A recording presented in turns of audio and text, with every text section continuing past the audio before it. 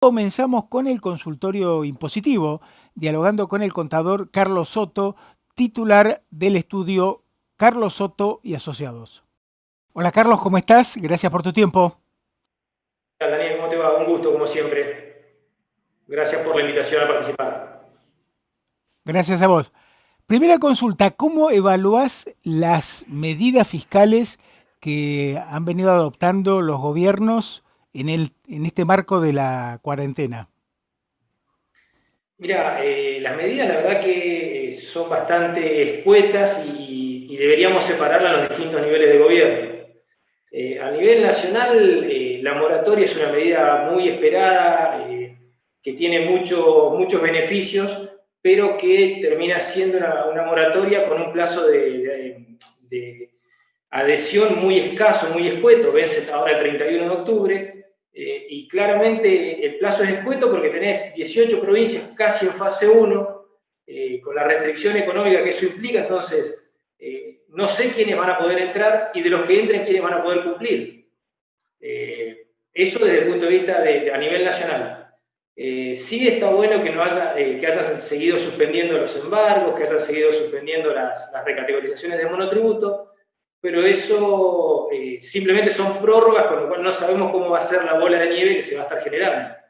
Eh, Desde el En- punto de vista provincial, Neuquén solamente lo que hizo fue eliminar el pago del anticipo mínimo, es decir, para los contribuyentes que son locales, las tiendas o, no sé, algún hotel, que son contribuyentes locales de la provincia, se les exhibe el impuesto mínimo. Estamos hablando de un impuesto de entre 10.000 y 20.000 pesos mensuales, es decir, que ese es todo el apoyo que te dio el Estado provincial de exhibición de impuestos.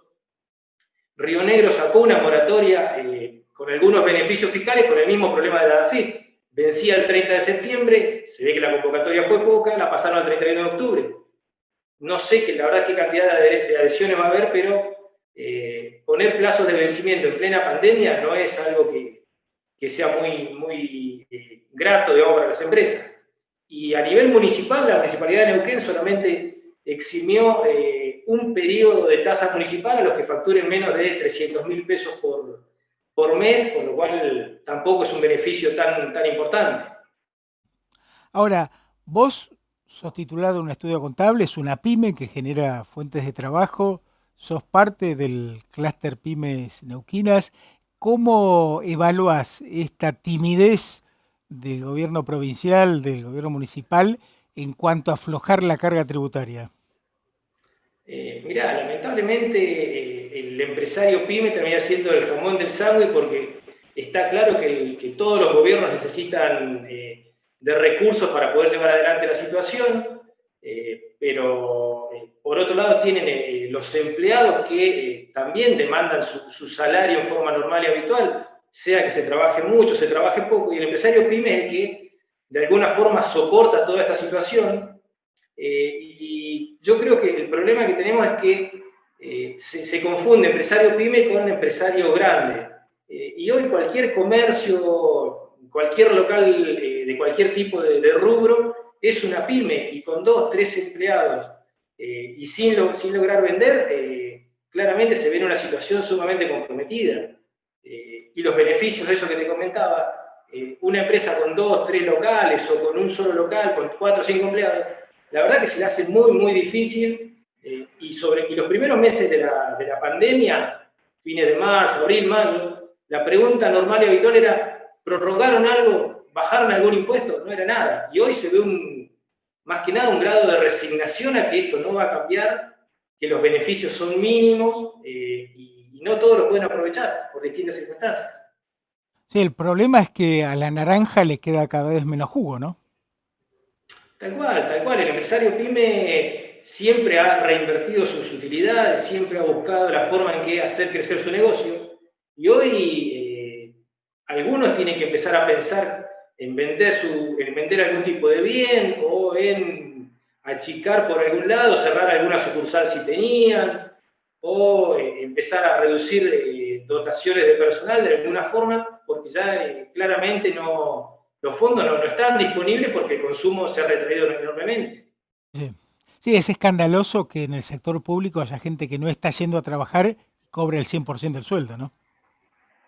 Es el grave problema que las pymes ven y lo que genera, yo creo que mayor enojo, el no ver un gesto de ningún lado y que eventualmente los fondos que deberían ir o a salud o a algún lugar de ese tipo como seguridad se destinen a lugares que tal vez no son tan relevantes. Carlos, ¿qué beneficios puede haber para amortiguar esta exorbitante presión fiscal? Para hacerla, digamos, un Sí, poquito más... beneficios en realidad no hay mucho en cartera, lo que hay que usar cualquier elemento para mejorar la estructura financiera. Por ejemplo, ganancias, tiene un régimen de anticipos que si la empresa sabe que no va a tener el monto de facturación o de rentabilidad que estaba previsto, se puede pedir la reducción de anticipos, se pueden pedir certificados de no retención de ganancias para que el cliente cuando te pague no te retenga. Lo mismo en ingresos brutos. En ingresos brutos se produce una situación extremadamente gravosa, donde te retiene el banco una alícuota, el cliente te retiene también, entonces generalmente se producen saldos a favor, que es plata que el Estado se quede y que no la vas a recuperar. Hay que pedir certificados de no retención, hay que pedir la devolución, cosa que es casi imposible, pero bueno, son las pocas herramientas que el empresario tiene para evitar, digamos, una carga financiera excesiva. Una pavada, impuestos a los débitos, te cobran también un montón de plata. Si vos tenés certificado PYME, lo podés recuperar. Si no tenés certificado PYME, el 70% se te va a pérdida. Entonces son pequeños detalles de Claro. planificación tributaria que lo tiene que hablar el empresario con el colega contador para decirle, hagamos esto, ¿qué podemos hacer para atenuar el impacto financiero sobre todo? Ahí, Carlos, aclaremos, tener saldo a favor en ingresos brutos implica que pagaste más de lo que te hubiera correspondido. Tal cual, tal cual. En un caso normal, por ejemplo, te retiene el 3%, el 2% el banco, el 4% te retiene o el 3% te retiene tu cliente y la alícuota de ingresos brutos seguramente es menor a eso. Se te acumula un saldo que es muy difícil recuperar porque te retuvieron de más, te retuvieron en exceso. Por ejemplo, antes de ayer hablaba con gente de rentas y a todo el que no viene pagando normal y habitualmente lo ponen en situación de alto riesgo. Y el banco te empieza a descontar el 5% de ingresos brutos. Es una locura. Te retienen el 5%, vos pagás el 2, el 3%, se te genera una bola de plata que rentas no te la va a devolver. Entonces hay que tratar de agilizar esos mecanismos para, por lo menos que la poca plata que entra te quede en el bolsillo. Sí, claro.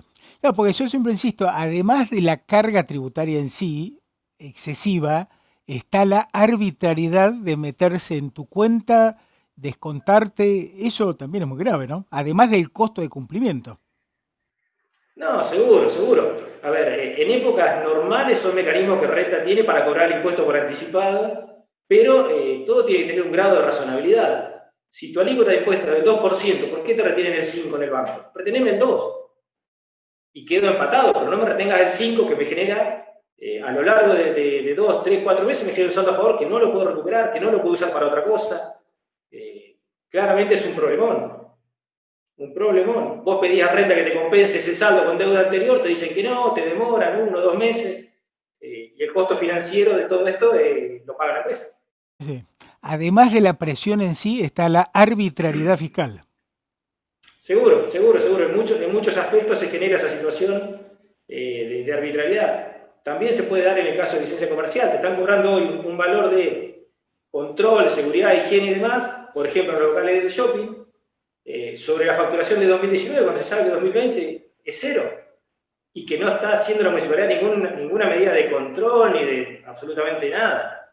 Pero bueno, ahí es donde se choca contra la necesidad de recursos que tienen los estados. Claro, eso. La voracidad fiscal para financiar un gasto público Exactamente, exorbitante.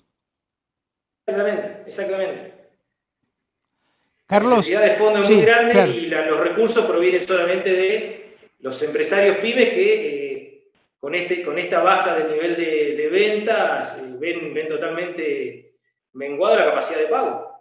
Sí, tal cual. Bueno, por eso es importante, yo siempre insisto, que el empresario pyme levante más la voz, haga visibles sus reclamos, porque realmente ya la presión fiscal venía siendo uno de los grandes problemas y más aún en este marco de pandemia a cuarentena con pymes, locales comerciales que han cerrado, que están facturando la mitad o el 10%.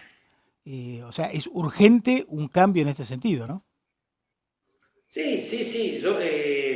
Dentro del estudio tenés clientes de distinto tipo y todos te plantean la misma situación. El que no abre, obviamente, está preocupadísimo porque los costos fijos los mantiene, los salariales y demás los mantiene. Y el que abrió me estoy vendiendo un 30, 40% de lo que vendía. Entonces es muy difícil poder sostener, sobre todo las cargas tributarias que están vinculadas con el año anterior, como impuesto a las ganancias y situaciones así donde, o licencia comercial, que está basado en la facturación del año 2019, es muy difícil poder sostener todo eso. Y el empresario en realidad está entrando en un grado de estrés porque ya no tiene de dónde sacar. El Banco Provincia te prestó al 24% en abril. Hoy tenés que empezar a pagar esos préstamos y no tenés tampoco. No ha mejorado la situación. Sí, sí, tal cual. Carlos, gracias por tu tiempo para este consultorio impositivo y digamos que el enfermo está en terapia intensiva, ¿no? No, gracias a vos, Daniel, la verdad que un placer. Y sí, lamentablemente nosotros como profesionales estamos tratando de acompañar a las empresas en todo y el principal objetivo nuestro tiene que ser buscar la vuelta para que no paguen en exceso, que no se generen inconvenientes financieros y acompañarlos, Ujú. básicamente. Carlos, gracias por tu tiempo. No, por favor, abrazo grande.